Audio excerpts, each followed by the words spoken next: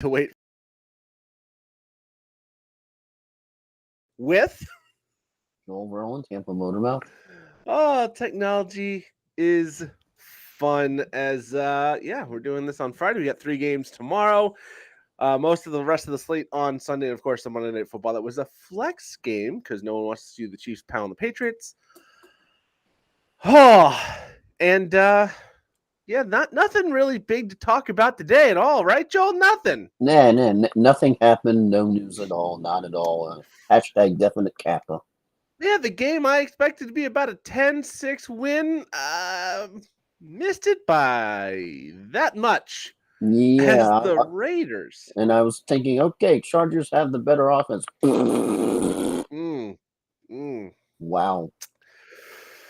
Austin Eckler looks done. Keenan Allen missed the game. Palmer looked good. Josh Palmer coming back from the IR looked very good. Quentin Johnson had a touchdown for the Chargers as the Yes, Raiders guess you could say the Chargers didn't pound. stick the landing.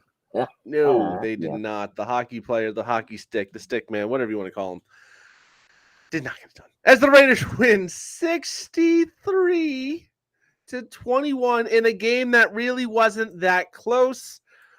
I was surprised Brandon Staley made it past halftime, let alone I woke up this morning and he wasn't fired. But lo and behold, at 12:05 p.m. Eastern After getting Standard absolutely Time, shellacked like that, you the had to worst head know. coach since Matt Nagy, Brandon Staley, has been fired. Because I posted a comment on Facebook. I'm like, why does Brandon Staley still deserve to be coach? And Rich responded with, well, same thing did happen to Sean Payton. It's kind of a different situation because that was actually at the beginning of the season Sean when Payton was in game 3 of his tenure with Denver. Sean Payton has a Super Bowl and many playoff appearances in his history and is what most people consider a competent head coach. Brandon Staley has none of those things. He was a failure as a head coach. He was a defensive guru that couldn't get the I defense saw to his do his anything. record, I think, with the Chargers was 24-24. Yeah.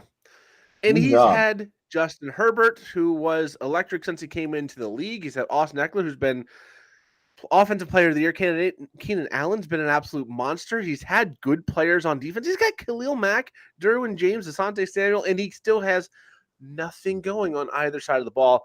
He is correctly fired in this case, as the Raiders, again, 63-21. The only And reason they didn't score G- 70 is because they didn't feel like it. GM also said they cleaned house, yo.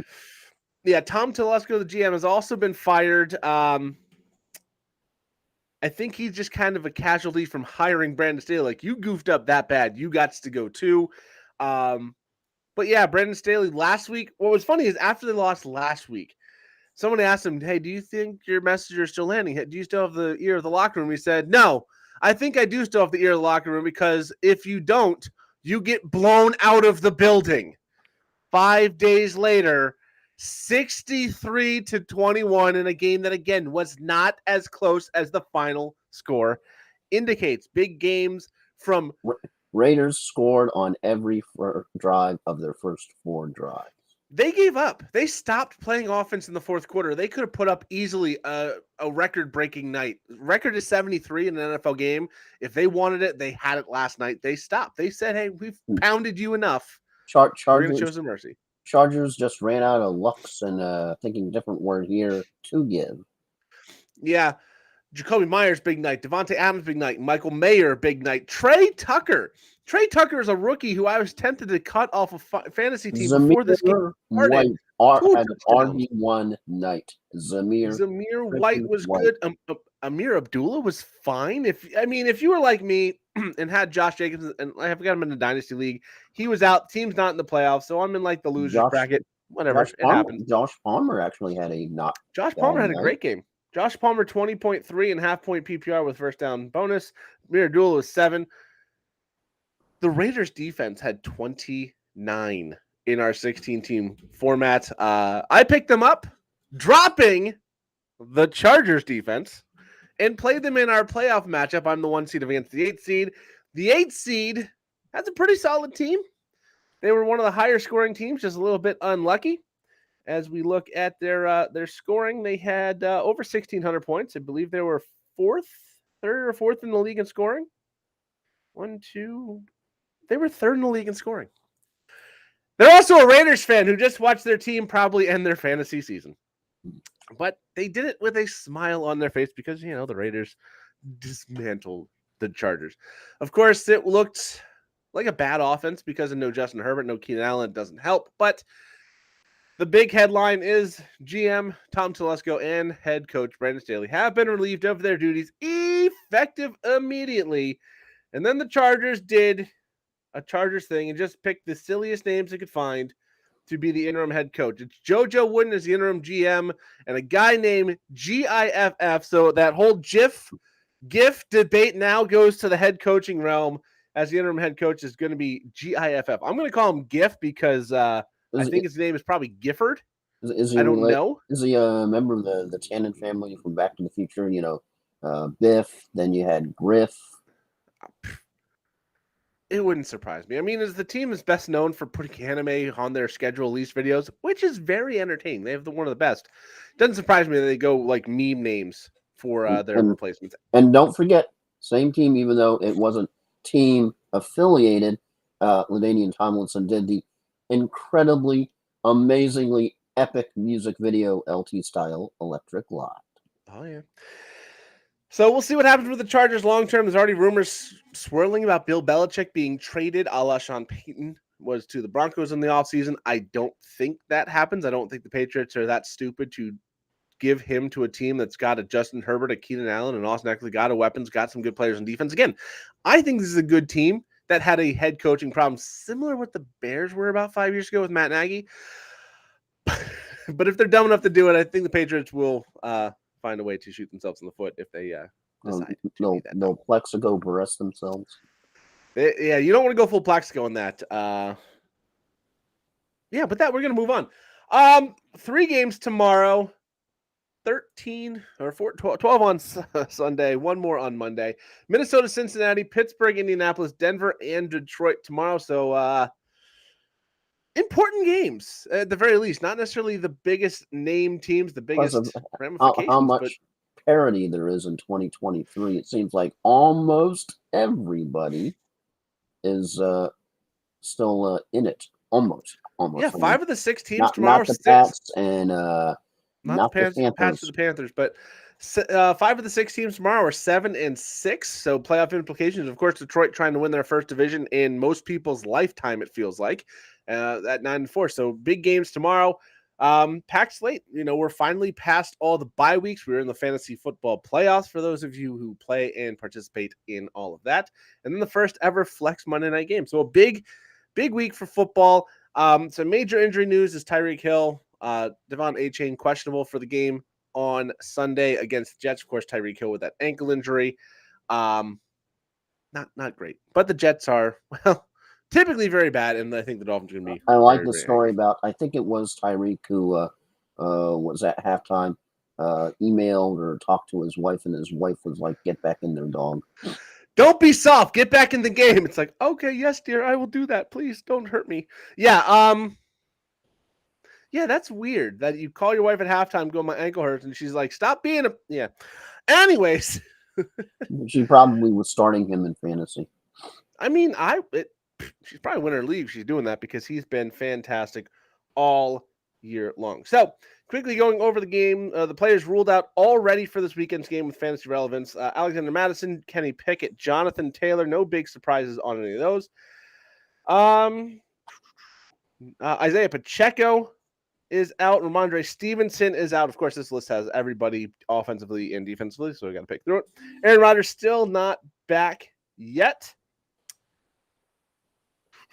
And I think the rest are defenses. So not too bad for people already ruled out this week, but it's a couple big names in there. So, Joel, I don't know how much more of a recap you want to do on Vegas and the Chargers. Pretty much Vegas good, Chargers bad, and Chargers stunk. Yeah, it was As someone who is not a big fan of the Chargers, of course, with Tua and Herbert always going to be linked in that draft, and everybody's saying Tua was more of a bust. Now Herbert, who I've been down on since day one, called him the trash can, and he's starting to resemble a little more and more every single day. Not a big Chargers fan and couldn't stand Brandon Staley, especially the overconfidence when he's losing and blowing leads and losing to bad teams. So glad to see them lose, glad to see him gone, and hopefully they have better days in front of them for the organization and their fans. Don't forget the pre-game twerk seen around the world. Yikes. If you haven't seen it, don't Google it. You'll find it. Don't Google it. It's not great. Anyways, let's go to Saturday. First game of the day will be Minnesota at Cincinnati. Both teams 7-6. Elton John might have once said Saturday night's all right for football, although it was fighting, but sometimes that's the same. Yeah. Minnesota, no Alexander Madison, so expect Ty Chandler. They did promote Myles Gaskin. It's going to be Ty Chandler running the ball. Justin Jefferson expected to play Nick Mullins at the quarterback position, so temper your expectations for Hawkinson and Justin Jefferson, but I think Mullins is going to keep those two at least relevant. Addison's kind of a bit of a dart throw. For Cincinnati, Jake Browning's been good.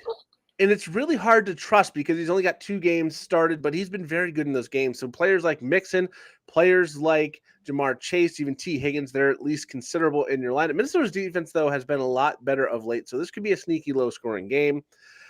Again, both teams 7-6, opposite conference. So a head-to-head loss isn't going to hurt them in tiebreaker senses. But Cincinnati, with the logjam at 7-6, a loss drops them back. Minnesota, a little bit more of a buffer. So I think a bigger game for Cincinnati. But Joel, who do you got? It's a definite bad spot for Minnesota. They're on the back of a second leg of a back-to-back road spot and on short rest as, Vikings did have a nice 5-game win streak that did include victories over the 49ers and beating the Packers at Lambeau Field. Then had a bit of a losing streak hiccup right before the bye. They won the worst game of the year, if not decade of the week, with just a field goal and are flying into Cincy with Nick Mullins. Definite sad noises for everyone who stashed Josh Dobbs on some fantasy roster somewhere. Not the astronaut, as the Bengals and Browning have really showed that they can be a legit quantity in the NFL, and I think they get her done here. Vikings have some real issues with their offense, and Mullins might not be the ideal solution. And final tidbit, Vikings defense will be the biggest test that Browning has faced yet. Minnesota, since week 4, ranks first in EPA per play defensively, and they rank score second in DVOA since week 6. So it's sort of okay. We're starting to believe in you, Browning. You're filling in as a decent backup for Joe Burrow. Time to show us what you got. And you're on the Bengals. I'm picking the Bengals. Yeah, I'm on the Bengals too. I'm buying into the hype on Jake Browning. Minnesota only scoring 3 last week does have me a little concerned. Justin Jefferson left that game. How healthy is he really going to be in this one? That was if you didn't see the hit, that was a massive hit to like the back and the kidney. It was just a rough hit.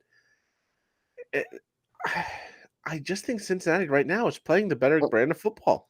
And you also have a little bit of a drama where it's Mullins, because Mullins is going to favor Justin Jefferson more than Josh Dobbs. So, I mean, you always cater to your super studs, but. And remember, Nick Mullins did play some serious minutes behind Jimmy Garoppolo in San Francisco. He was very good in that offense. However, everybody not named Trey Lance was very good in that offense, and Trey Lance only played in torrential downpours in games he got hurt.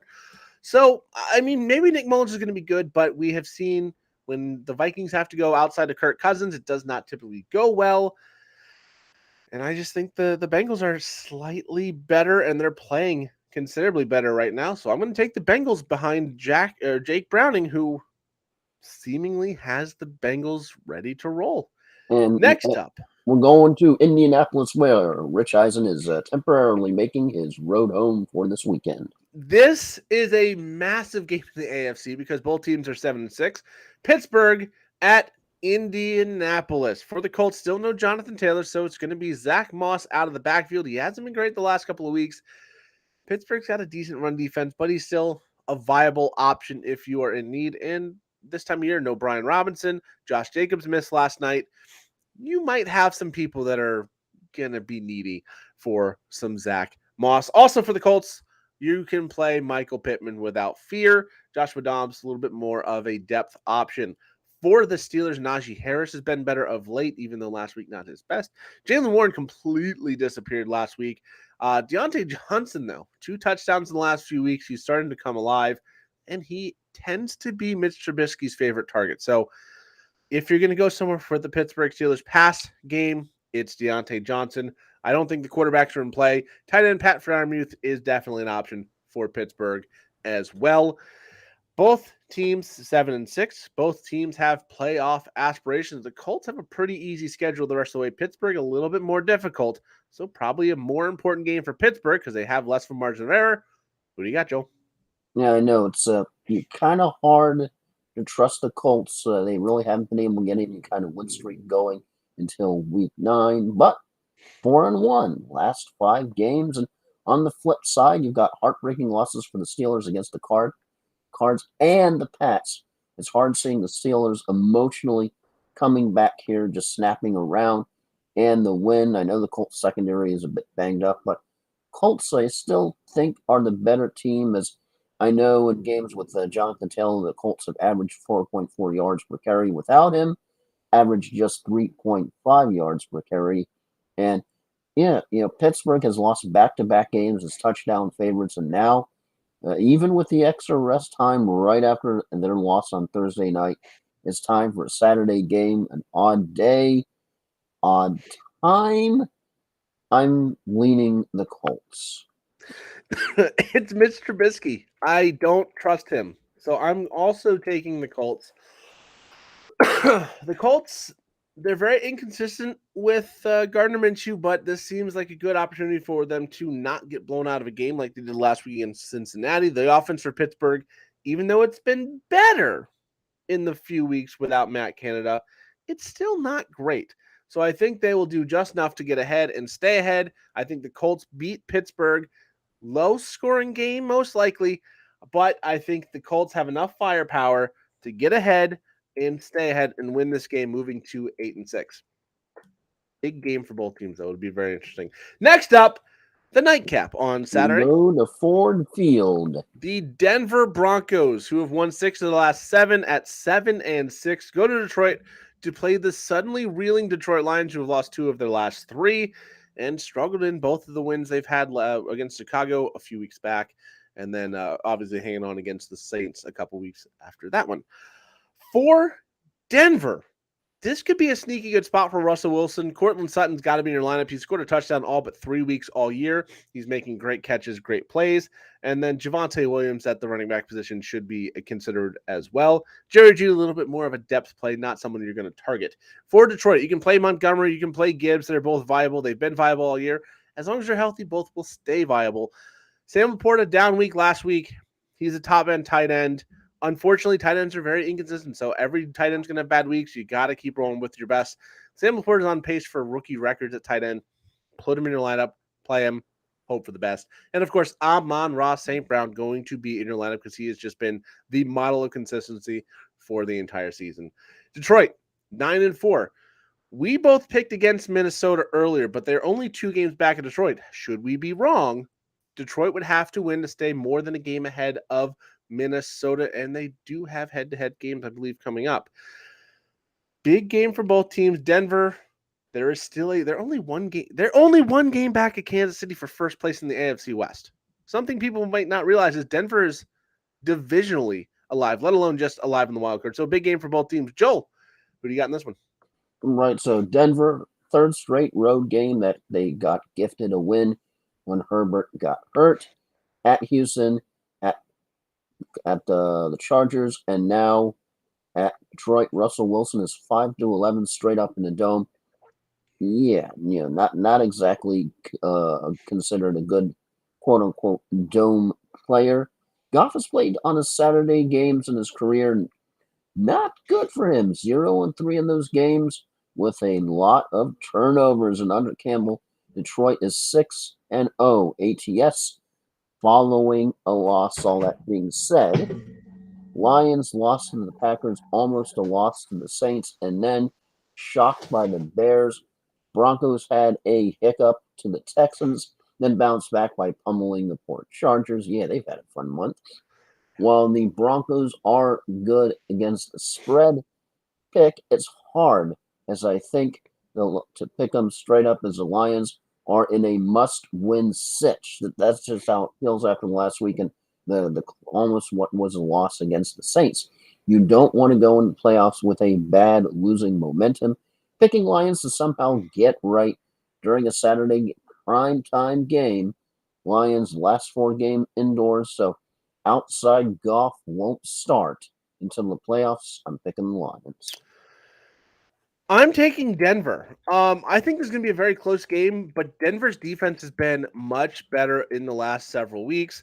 Obviously, early season they got blown out a lot against the Dolphins with 70, the Jets, the Bears all put up good points against them. But since that time, they've been one of the top defenses in football. Jared Goff has been turning the ball over like a bakery, just cherry turnover, apple turnover, chocolate turnover. It's Jared Goff turnover. That's just what's been going on.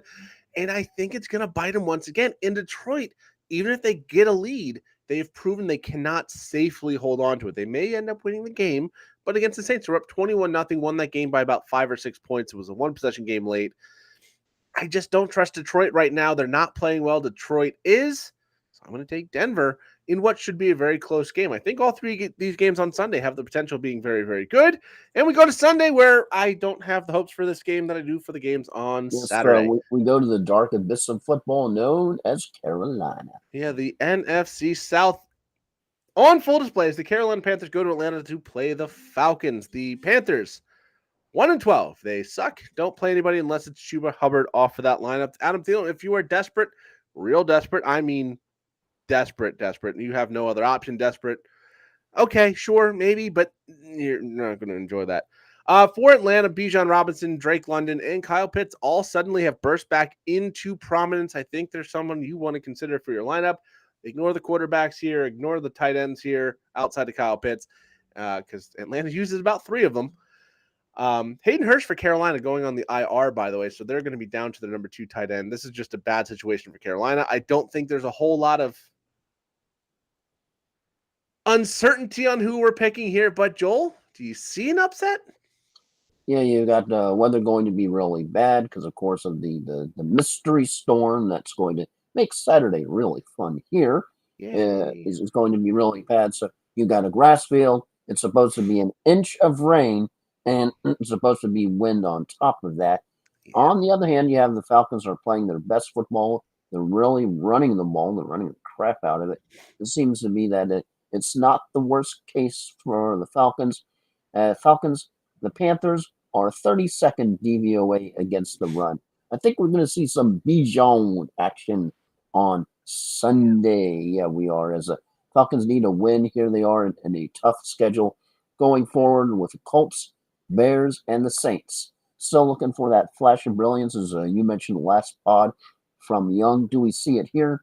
Young ranks last in the NFL in yards per attempt, just 5.3. I'm going to say no and picking the Falcons. Yeah, I know the storm coming through Florida tomorrow. We're expecting 20 to 25 mile sustained winds, heavy rain. That's going to be what's moving into the Carolinas the next day. That's enough to affect the passing game. So I don't think it's even realistic to assume we're going to see a lot of the passing game from Desmond Ridder or Bryce Young. So I'm not expecting a flash of brilliance from anybody. I do expect Chuba. I do expect some short passing game for the Falcons to work, and definitely a lot of Bijan. But I have to take Atlanta. They are playing the Panthers. The Panthers just kind of suck. I mean, that's all there is to it. There's really not a whole lot here to put analysis to because Atlanta is a 6-7 team trying to win that division with better players. Offense, defense, special teams is just superior to Carolina. Fortunately, this is indoors because Atlanta is a dome, but the weather wouldn't be too bad. But I know you said you've had a headache a couple times today because of the pressure drop. It's supposed to be roughly the equivalent of a strong tropical storm, low-end hurricane pressure-wise, not wind-wise. It's not a tropical system, but that could affect players even inside of a dome and mess with them a little bit. But Atlanta I don't see this being in competition, so I'm going to take Atlanta to win this one fairly easily. And we move on to two of the saddest fan bases in football, I would say. Chicago and Cleveland, even though both are having, well, Chicago not so much, but Cleveland's having a pretty good year. Completely opposite records. Chicago is 5-8. They're only a game out of the 7th seed though right now, so still a lot to play for. Cleveland 8-5, even though they've lost their starting quarterback, they are at least still in the playoffs right now as the 5 seed. Very good defense for the Bears. Justin Fields has been a great quarterback the last few weeks. DJ Moore has been great with him, and Cole Kmet as a tight end has been very viable. All three in consideration for the backfield. It's just a mess back there between Foreman, between Herbert, and Roshan Johnson. It's just not clear. I don't think you want to wade into those waters personally, but if you're desperate, all three could be viable. I think Foreman and Roshan are your best bets, but it's going to be ugly. For the Browns, David Njoku, best game of his career last week. Amari Cooper looked better with Joe Flacco. Joe Flacco's actually looked pretty good, and for fantasy, he's been very good. Wacko for Flacco. And then Jerome Ford. I think all four of those are options in the fantasy game. Cleveland, though, at what point do the injuries mount too much on offense and defense to shut this team down? Cleveland has been putting people on IR like crazy recently. And then, of course, Joe Flacco, who was on the couch about 3-4 weeks ago. Remember the Ravens when, was it like 25% or more of their team was like injured? Yeah, at some point it's going to weigh this team down. You got to think Chicago's relatively healthy overall. So, Joel, big game for both. Cleveland obviously trying to keep pace with the teams in front of them. Maybe try and catch the Ravens seems unlikely, but maybe. Chicago only one game back. If they can win, things can break the right way, and they could find themselves very, very close to a playoff spot. So who do you got? Yeah, as you mentioned, injuries here are really bad for Cleveland. Cleveland is 28th in defense DVOA, defense against adjusted value over average. And the Bears have had an interesting month. Lost at Lions, beat the Vikings in a very slow game.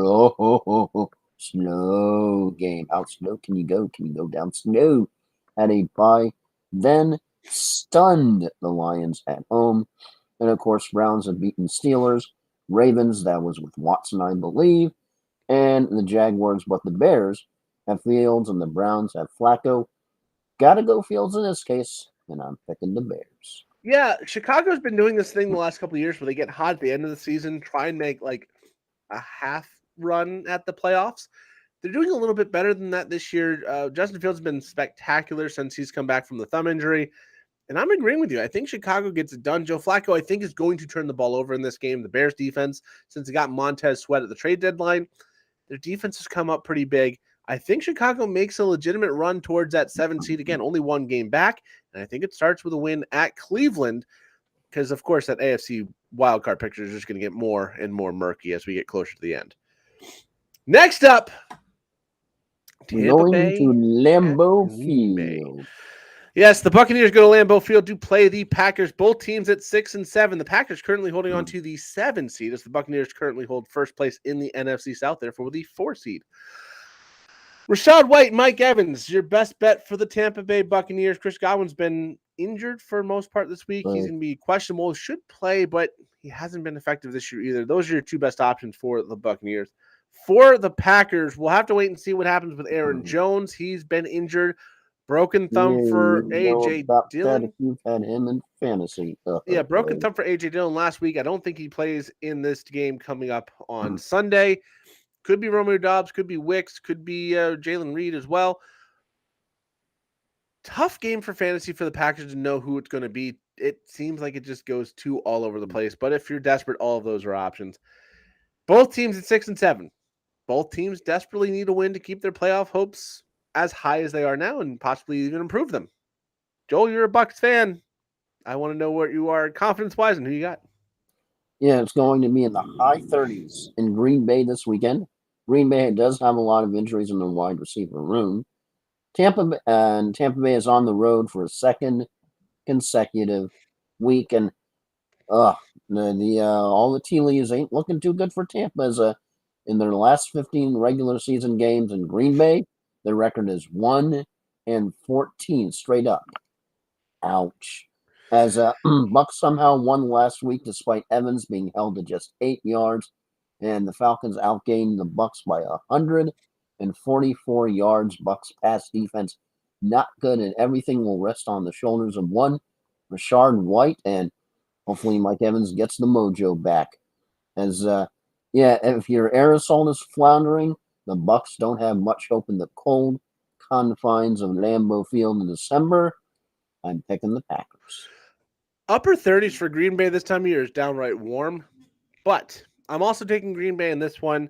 The Bucks defense is severely beat up, and I think the Packers blew a golden opportunity to get a win last week against the Giants. Are going to come in with an extra focus and a full week's of game planning with who they hope is going to be starting at running back at the very least. I just think Tampa is in some trouble in this game. They are 1-14, as you said, which is a great stat in Green Bay. And I think it goes to 1-15 as the Packers get the job done. Next up, we go to South Beach. Jets go to Miami to play the Dolphins. Dolphins with a very, very bad late game collapse last week against Titans on Monday Night Football. Host the Jets, who had one of their best games of the season, beating the Texans by 24. Yeah. Thank you, Derrick Henry, for winning me my fantasy game, not making the playoffs, and ruining my night. I still love him. Anyways, for the Jets, Garrett Wilson, Breece Hall. That's been pretty much the formula all season long, fantasy-wise. Miami's got a fairly good defense, so I don't expect a big offensive game from the Jets, but those are your two best bets. For the Dolphins, if Tyreek plays, and that is questionable right now, he is a must-start. He was fine. He was actually solid after he came back from that ankle injury last week. He was still very effective. Jalen Waddle was good last week. And then, of course, Raheem Mostert, Devon Achane. We'll see if he is able to go. But Mostert is the one in the backfield. I think he's become the clear-cut one.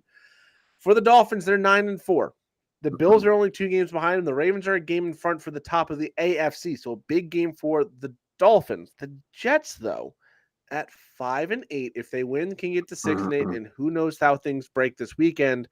They could find themselves a game back of a playoff spot with Aaron Rodgers looking pretty healthy at practice. Whether or not he gets back on the field and plays this year, I don't know. But he actually looks healthy at practice. This is a game that could define whether the Jets really have a chance or not. Lost, and they're definitely done. Dolphins, though, they have bigger aspirations than just squeaking in the playoffs. So who do you got? Yeah, and Jets are the worst offense by a series of down conversions to a first down or a touchdown. Only 56% of that time that happens. And Tyreek Hill injury, potentially a big one, might be the most valuable non-quarterback in the NFL, right up there with Travis Kelce. As I think the Fish might be in for a rough day, as once again, Hill injury, and their starting center is out for the year with the torn ACL. Miami went just 2 for 5 in the red zone against the Titans. Dolphins humiliated the Jets on a Black Friday game that we all remember with the Hail Mary in. While Zach Wilson was the AFC Offensive Player of the Week, it's just hard picking against the Fish at home again. Mostert is also a man on a mission lately. I'm picking the Dolphins with a get-right game here. Yeah, Mostert has more touchdowns this year than he's had in the rest of his year combined. Zach Wilson, the problem with him hasn't been that he doesn't have the top-end skill. It's that he does not have the consistency week in, week out. We've seen him be very bad after he's been very, very good. And he was very good last week, so I'm kind of expecting him to be kind of pedestrian. Again, the Dolphins' defense, I think, is much better than the Texans' defense. I think it's going to be a rough day for Zach Wilson. I do think it'll be closer than the Black Friday, Tim Boyle, Hail Mary game, but I do think Miami gets it done. And I think Tyreek plays, and that's the biggest thing for this team. I would venture to say, if there was a case to be made for Tyreek Hill being the MVP, the quarter and a half he missed in that Dolphins game, seeing how that offense operated, was the best exhibit for why Tyreek Hill should be considered for league MVP, because the offense, well, it stopped for about a quarter and a half without him. But I'm taking the Dolphins as well. Next up, we're talking about the Giants and the Saints. Big easy. In New Orleans, the Giants, 3 wins in a row after a dramatic come-from-behind win against the Green Bay Packers on Monday Night Football, because we had a doubleheader for some reason. Saquon Barkley, 2 touchdowns in that game. He is going to be in your lineup, as well as Alvin Kamara from the Saints. Both running backs have to be played in this one. I don't think you're looking at the wide receivers outside of Chris Olave. Should he be healthy? He's been questionable all week. I do expect him to play. Keep an eye. Olave is a game-time decision. Yeah, but he's been questionable for the last couple of weeks. He's found a way to suit up. Keep an eye on the injury report. Keep an eye on those late game breaking news type of deals that'll let you know if he's in the game or not. But if he plays, he's in your lineup. Outside of that, maybe Taysom Hill at tight end. This is tough. Darren Waller not expected back this week, but he is activated off the IR, at least open the practice window. The Saints 6-7, NFC South with a win. We have Atlanta winning. They would stay in that tie with a win. The Giants, though, 5-8, one game back at that last playoff spot, and they've won 3 in a row behind Tommy DeVito. This team that has a lot more confidence now than it did 4 weeks ago. Big game for both teams. Joel, who do you got? Saints have lost to the Falcons, Lions, and Vikings and won its sloppy games against the Panthers. I think the Giants are really setting the NFL world on notice and being a heck of a good spoiler. Giants coming off of a huge, big upset against the Packers, and I think they can stun the Saints team that seems to have a problem figuring out their identity in 2023. I'm picking the Giants. I'm taking the Giants as well. Their defense has looked a lot better of late. Tommy DeVito has been getting it done the last few weeks. And frankly, Derek Carr just does not look like he's got the clutch gene in him right now to win games. I'm taking the Giants because, well, Saquon and Tommy DeVito just give me a lot more confidence in what the Saints bring to the table. I do think Alvin Kamara is going to have a big game, but if Chris Olave misses, he's really their only weapon, and that is just not good news for the Saints. And the Giants, you say playing spoiler. If they win that game, they get to 6-8. There's a world where they are very much in contention for the 7 seed, especially if Green Bay finds a way to lose to Tampa Bay. Next up, 2 teams that had different experiences this weekend. Houston blown out by the Jets. Tennessee with a massive come-from-behind win against Miami. C.J. Stroud, highly questionable for this game. Nico Collins, not a certainty as well. Already without Tank Dell, so injuries ravaging the offense for the Houston Texans. I almost would say you don't want to count on anybody from the Houston Texans this week just because if C.J. Stroud's not the quarterback, and this is all subject to change if he plays, I don't think it's going to be a good offensive week for the Texans. It could be a win because they have a solid enough defense. For Tennessee, Derrick Henry eats the Houston Texans every time he plays them. He's got multiple games. I think it's 6 games with 200 yards and 2 touchdowns, more than anybody in NFL history, all against Houston. It's been, I think he had 5 in a row before it broke last year. Also, DeAndre Hopkins has been very resurgent of late. So I think those 2 are your best fantasy options in this game. This could be a very low-scoring game, but Tennessee, if they can stay close, they showed last week they can get a win. They are better at home, and they are at home in this game. Houston, though, 7-6 in that cluster in the middle of the AFC. They don't need the win to keep pace because there's still 4 weeks left, but a loss here definitely doesn't benefit them. Tennessee likely out of playoff contention, but a win would get them to 6-8 and not dead in the water. So, Joel, who do you got? Speaking of upsets, Titans definitely shocked your fish last week, so they are bringing in some big mo. Sad fish noises. To week 15, and the Texans are reeling from no Stroud and potentially no Nico Collins. I think that gives the edge to the Titans to get a win streak going. I'm picking Tennessee. Yeah, I'm on the Titans as well, mostly because I don't think C.J. Stroud plays in this game. I don't think Nico Collins plays in this game. And if it's Davis Mills having to rely on Noah Brown and I don't see that. Robert Woods, I just don't see that working out. Tennessee definitely impressed me on Monday Night Football. Will Levis showed that he can get the job done. I think he's good enough to get the win here against Houston and keep Tennessee at least distantly alive. Next up, a team that is already eliminated playing a team that is suddenly not as securely in the playoffs as they might like to be, but still currently in the spot. Kansas City at New England as the Chiefs at 8-5 go to Foxborough to play the 3-10 New England Patriots. Now the Patriots, coming off a win against Pittsburgh last week, looked much better with Bailey Zappi. The Chiefs, injuries are starting to mount on that defensive side. No Isaiah Pacheco, so this could be a little bit of a trap game for the Chiefs. Of course, 1 game up on Denver, still not secure in the playoffs quite yet. So it's a big game. I think Travis Kelce is the only must start in this game for the Chiefs. That includes Pat Mahomes. Pat Mahomes has not been great for fantasy. He's been okay for NFL football. He's been okay for the Chiefs. They've gotten the job done more often than not. But for fantasy, not very good. Rashee Rice is a dart throw. Clyde Edwards-Helaire is a dart throw in replacement of Isaiah Pacheco. For the Patriots, however, Zeke Elliott was very, very good last week against the Pittsburgh Steelers. Pop Douglas is coming back from the concussion. He's been very good in every game he started, at least in consideration. Then Hunter Henry went off a couple times this year, including last week against Pittsburgh. So some consideration for the Patriots side of things. I just don't trust the Chiefs for fantasy assets outside Travis Kelce. Obviously, you're probably not benching Mahomes, but I worry this because New England's got a pretty good defense. I worry this might not be the best bet. This, I think, has sneaky upset potential. Joel, what do you think? Yeah, the first question you got to ask for this game is the Belichick news disruptive or is it more of a relief? It depends on if the team believes it. I don't think it's happening. So I'm going to say it's going to be pretty much ignored. And Bill Belichick knows how to control a locker room, so it's not going to get in the same way as it does the mainstream media, but it could be a distraction. Yeah, so Coach Belichick here, on to Kansas City. Yeah.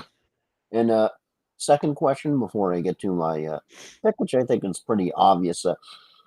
Andy Reid, he has respect for Belichick. Do you think he'll try to run up the score or not? I don't think he's going to try to run up the score. The Chiefs, if they get rolling on offense, which has not happened consistently this year, it might end up happening. But I don't think he's the kind of coach that if they're up 34-3 in the third quarter, they're not going to be chucking the ball over the yard. They're going to run the ball. They're going to punt. They're going to pull their starters at some point, especially since they don't want more injuries, especially on the offensive side of the ball. So they're not going to try to run up the score. If they happen, injury, Hills has some concern. So yeah, the Chiefs ran all over Chicago and they benched most of their starters early in the second half. So I don't think it's going to be disrespectful. I don't think it's going to be a disrespectful thing at all. So even with all the troubles that the Chiefs have had with the Bills in the neutral zone, I think they're going to have a good get-right game at the expense of the Pats, who stunned the Steelers on the last week's Thursday Night Football. But it's very tough to see the Chiefs going down to the Pats here as we potentially wind down, the Belichick era in Foxborough. I'm going Chiefs. I'm trying to pull up the weather for this game because it may make a difference for me. Because I think this has sneaky upset potential. I really, really do. Sunday afternoon rain should be starting around 4 p.m. This is all stemming from that same storm. Wind's not going to be super heavy, which I think with these receivers for Kansas City impacts the passing game, even though it's not heavily windy. Yeah, when you have guys like MVS, they can catch the ball when you're inside in a dome. Exactly. So I think this is going to be a much lower scoring game, and that favors New England because Zeke Elliott was very good last week. I think they'll be able to run the ball. I'm taking New England. I think this Belichick news might be a motivating factor in the building to, put their best foot forward. I think Bailey Zappi is a much better quarterback, and I think they can get the job done. I think they're going to want to rally behind Bill Belichick to say, hey, no, don't leave us. We still want you here. And I'm picking the New England Patriots to upset the Kansas City Chiefs, and it just sounds wrong to say out loud. The team will get behind their coach, unlike what happened with the Chargers last night. See, when Brandon Staley last week on Sunday said, no, if I lost the locker room, we'd get blown out of the building, I think the team heard and went, well, I guess we got to get blown out of the building, boys. And they did. So they got behind their coach in that way. But no, Bill Belichick is, I'm not a Dolphins fan. I don't love him as a person or a coach or a human being. But for New England, he is a cult hero. And the team every year, even if they don't love playing for him in his style. Too. Yeah, if they don't love playing for him in his style, he's still got more than 300 NFL wins. He's third in the all-time wins list. He has the respect and admiration of football fans, football players. When he's going to like him to respect him. When he's closing in on George Halas's record, that says a lot. Yeah, I think he finishes just behind Don Shula. He's going to finish second, I think, because he's in his 70s. So he's only got so long left, and he's on a bad New England team right now. But I think they're going to rally behind him. in a positive way. Again, he is one of those people. If you don't like him, you respect him. He's a lot like, your Derek Jeters, your Michael Jordans. If you don't like them as a player because they are on the opposite side of the field, you don't have to like who they are and what they represent, but you have to respect the talent, and that's what Bill Belichick is to New England. I don't think he leaves New England, but only time will tell on that. Next up, this is a free space for the pick'em, I believe, for both of us. But San Francisco goes to the desert to play the Arizona Cardinals. Cardinals not going to make the playoffs. They're going to have to decide what's going on with their future with Kyler Murray and all the pieces around him. They're not great. We didn't expect them to be good. They've actually been better than we expected. San Francisco, though, I think they're the best team in football right now. Their offense, defense, special teams is just head and shoulders above most of the rest of the league. For the 49ers, you're going to play Brock Purdy. You're going to play Ayuk. You're going to play Samuel. You're going to play CMC. You're going to play Kittle. You're going to play their defense. If it is a 49er player that actually is a starter and gets touches, you're going to play him. This could actually be a decent week if you're super desperate to go Elijah Mitchell, because there could be some garbage time points for him. For the Falcons, or for the Cardinals, sorry. Different red bird. Wrong bird. Yeah. It's been a long week. For the Cardinals, I think James Conner is a decent play here. Hollywood Brown has been resting all week. I don't know if that means he's going to play or not. Keep an eye on the injury report. But I think James Conner and Kyler Murray should be decent in this game. Not the ideal matchup, but he's got enough running volume to get a baseline. If you can get a running touchdown, a passing touchdown, you'll be just fine with him at quarterback, even though it is not the best matchup. If Hollywood Brown plays, I think you play him, but it's just been real rough of late. San Francisco currently the 1 seed in the NFC. If they win out, they get it. Who do they got in this one, Joe? Yeah, it's sort of a no-brainer, as 49ers are very familiar with the stadium and division, and when San Francisco was displaced during the whole crazy COVID crisis. Yeah, the smoke and COVID.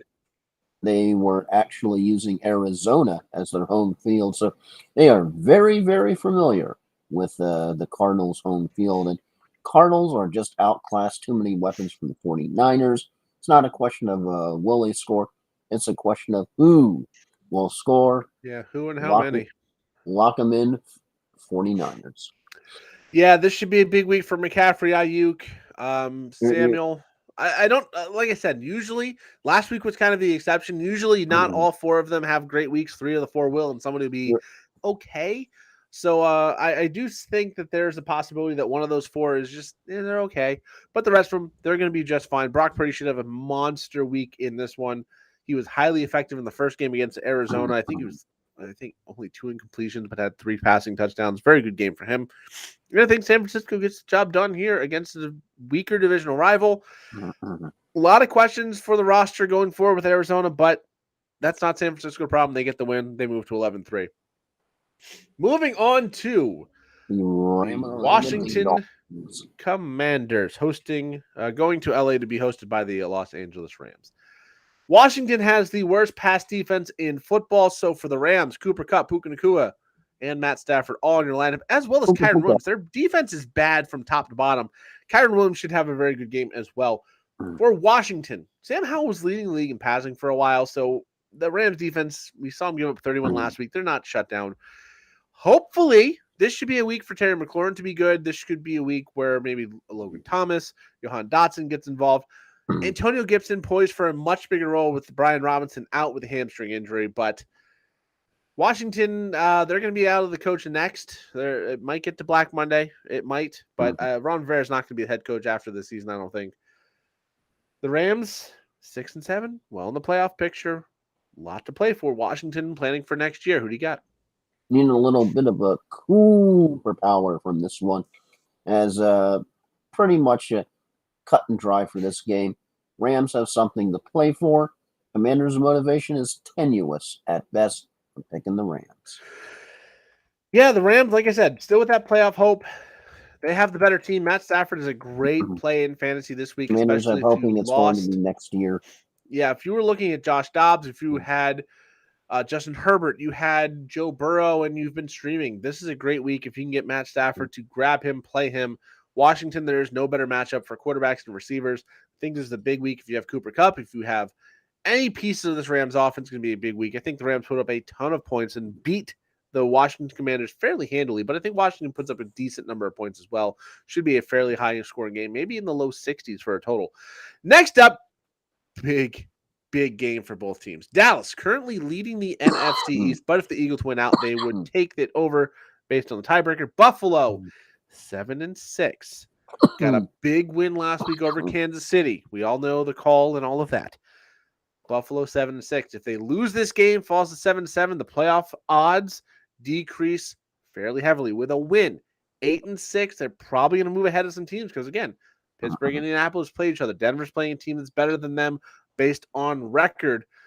Houston, a lot of injuries. There's a lot of teams just ahead of them with some headwinds. So Buffalo, massive game. Dallas, the best bet to win the NFC East to win out and hope Philly stubs her toe. Dallas plays Buffalo.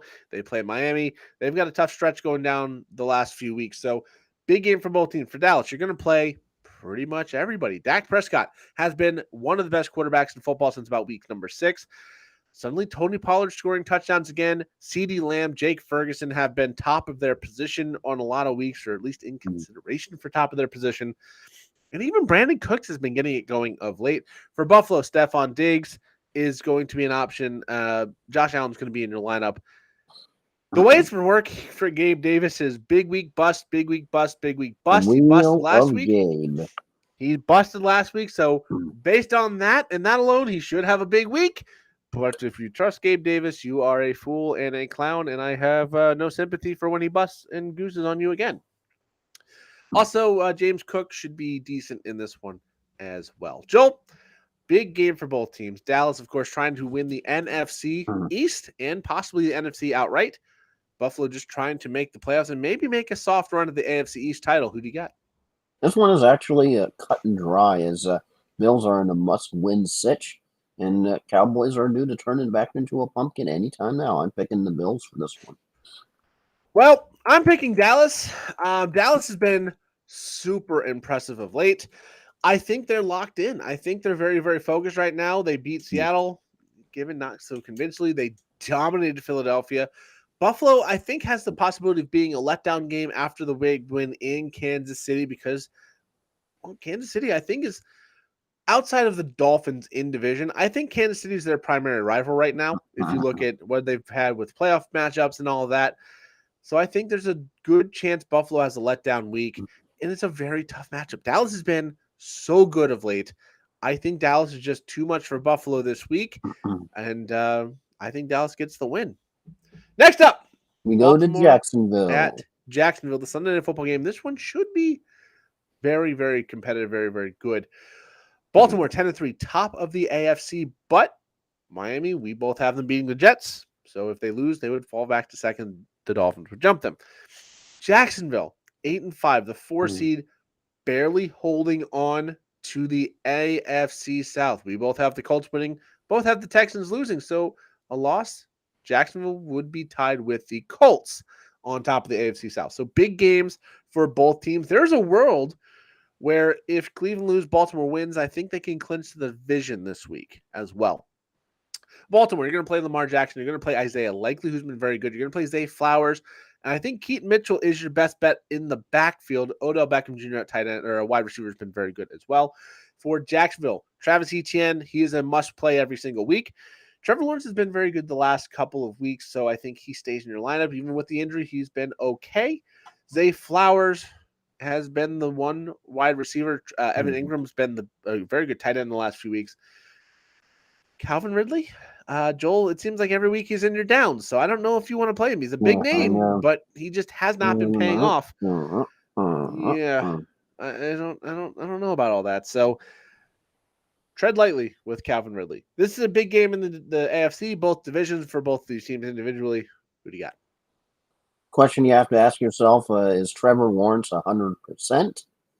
Baltimore very alive for the number 1 seed. Had a scare last week versus the Rams. Of course, that you had Baltimore bouncing back, I think, after almost losing to the Rams if it hadn't been for a punt return touchdown in overtime.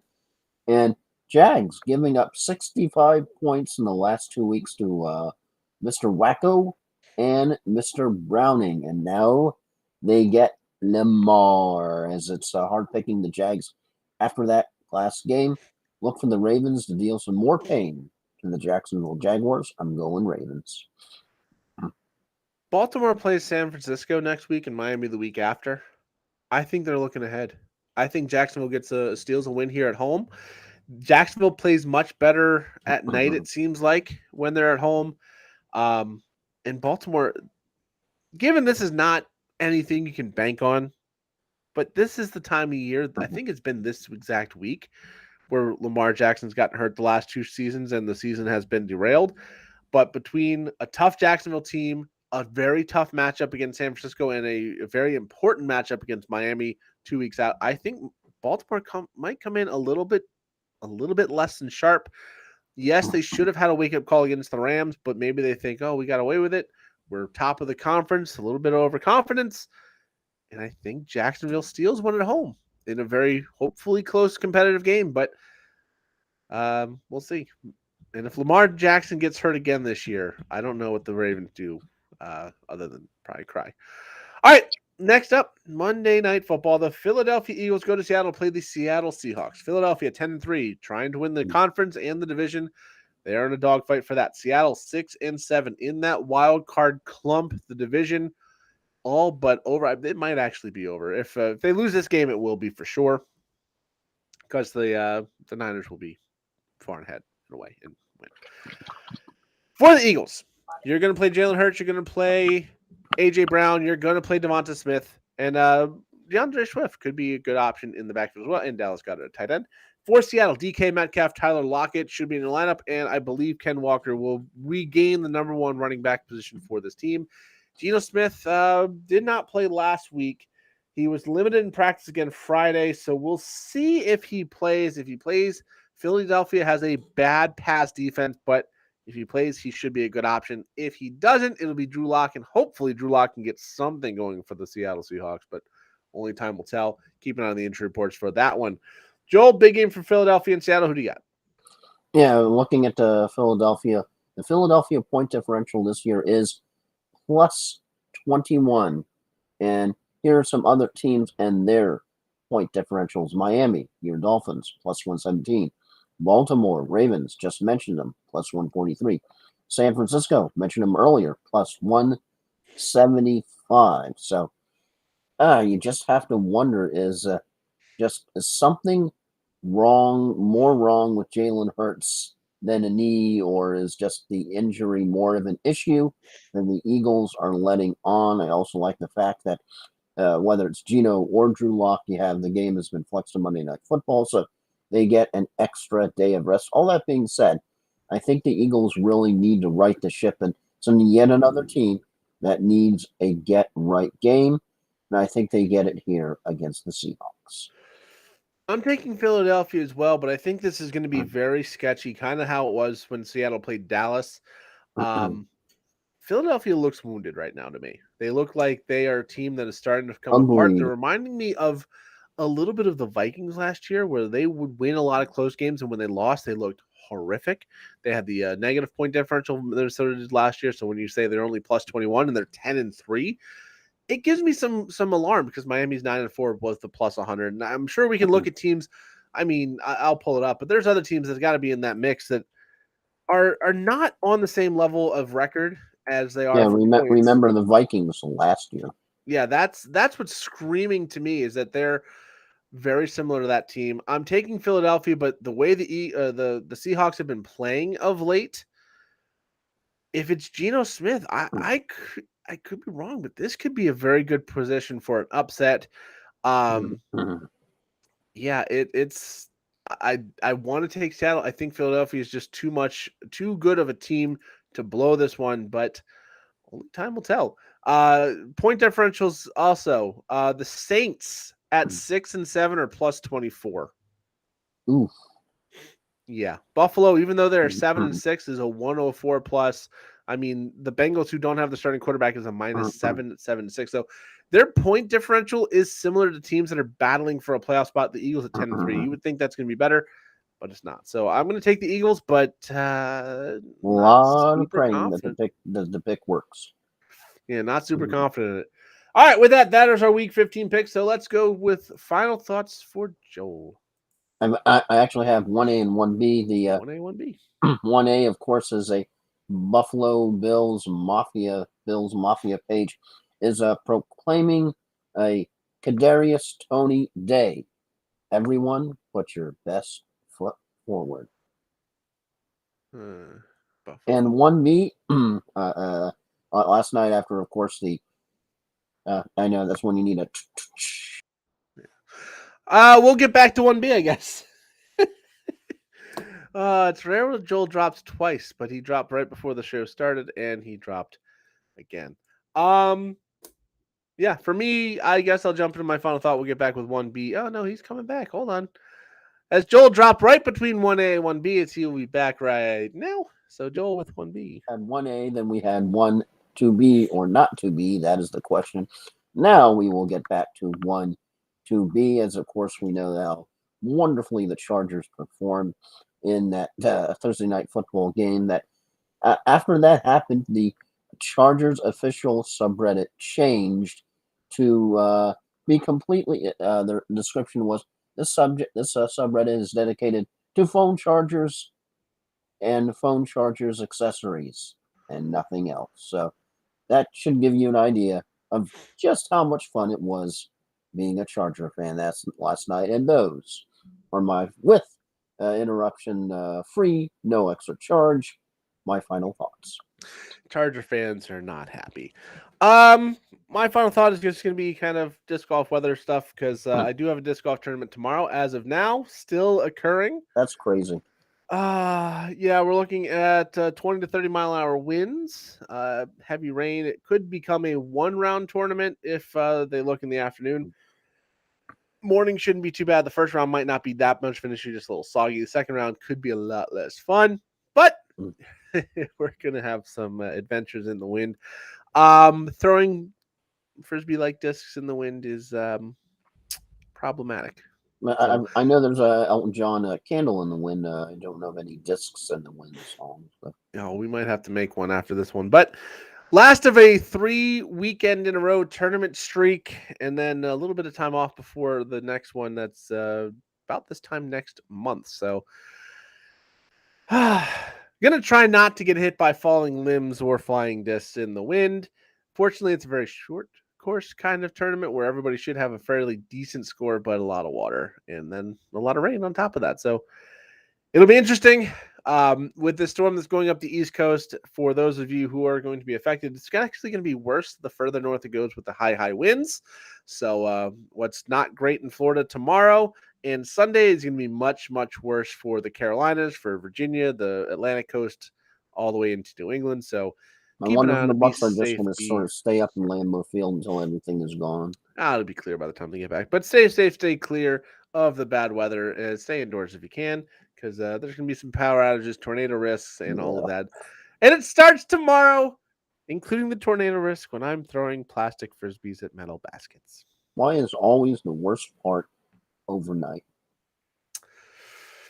I think it has something to do with the heating of the day and the heat in the air and the ground being imbalanced. I'm not a meteorologist, but I think that's it. You have watched a lot of Dennis Phillips, so I've watched a lot of Dennis Phillips. I am a Weather Channel nerd. I have multiple apps on my phone for weather. I do listen and read and try and figure it out. I follow multiple people on YouTube that are just weather dorks as well. So Levi Cohen is another good follow. He's not bad. Ryan Hall is the one. He's a little more just cut to the point, little short snippets, national viewpoint. Dennis Phillips is the man, though. I know you and I have talked about him before. Don't panic unless I panic is the rule, and that's kind of a good rule for Rule life. 7, don't freak out unless he's freaking out. Yeah, I've told my wife and my in-laws, I'm like, if I'm not freaking out, don't freak out. And I freaked out during Ian, and they didn't listen. They were in Port Charlotte. So we were supposed to evacuate to Port Charlotte for Ian. I freaked out. That's and went to Orlando. That's a good time to freak out. Yeah, I freaked out correctly. So I told them, don't freak out unless I freak out. I freaked out. They didn't listen. They went through 150-mile Iowa for about 10 hours. Okay, we've gone off the tracks with weather talk. We could talk weather if we wanted to all day because that, honestly, I'm surprised we haven't tried that as a podcast yet. I really am. All right, with that, I am Flying Ryan Go Chris, along with. And from Motormouth, Joel Rowan. And look out for your locals on the 8 with your local news coming up later tonight. Apparently, that's what we're talking about now. And with that, we gone.